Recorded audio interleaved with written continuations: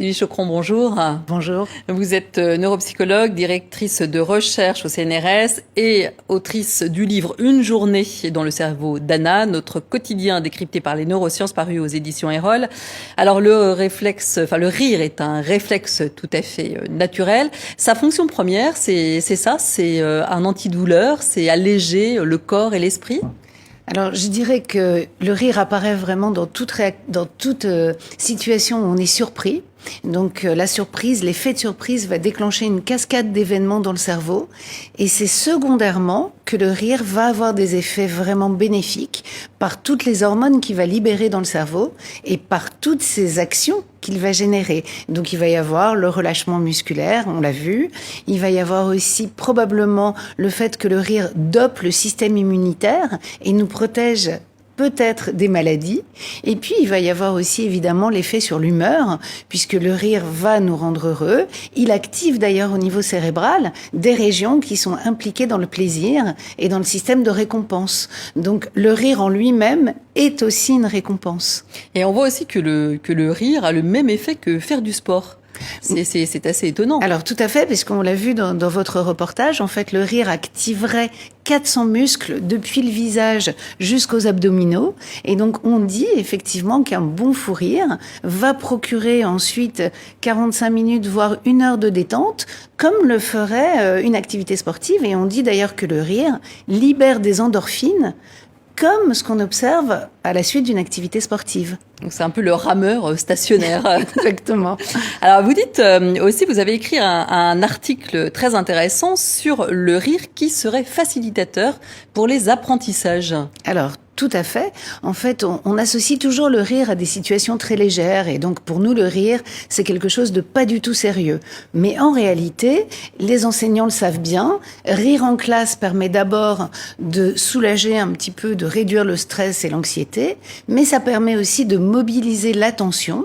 Et on sait, par exemple, que chez des tout petits, chez des enfants de 18 mois, il y a eu une expérience qui a été faite, très sérieuse, qui montre que si on essaye d'apprendre à des tout petits enfants à se servir d'un outil, si au moment de la séance d'apprentissage, on fait une blague, par exemple on fait tomber l'outil, et que l'enfant éclate de rire, il va apprendre beaucoup plus facilement à s'en servir qu'un enfant qui n'aurait pas ri. Et donc on sait que le rire peut certainement activer des structures qui sont partagées au niveau cérébral entre les émotions et la mémoire.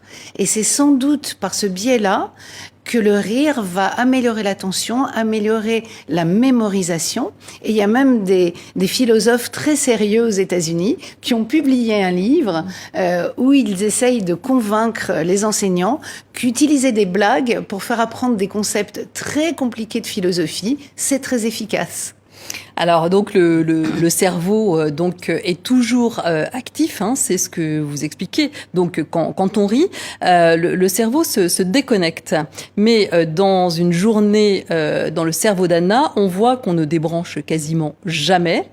Donc ça c'est intéressant parce que le cerveau est à l'œuvre du matin au soir par rapport à toutes nos activités et on apprend des choses assez bizarres, assez surprenantes. Par exemple que notre cerveau a des préférences. Alors par exemple quand on se promène, il préfère regarder les angles irréguliers plus que les angles droits. Alors ça génère quoi? Alors en fait, ça rejoint exactement notre sujet précédent. Donc on a vu que le rire était déclenché par l'effet de surprise. Et finalement, notre cerveau, il lui faut en même temps une part de routine, mais il lui faut aussi de la surprise.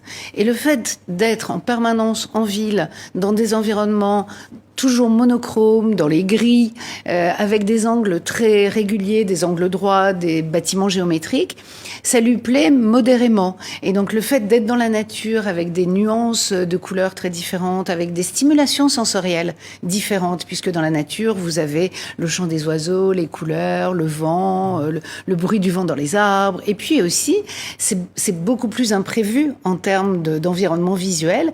Et le cerveau aime l'imprévu, parce que c'est ce qui va solliciter son attention.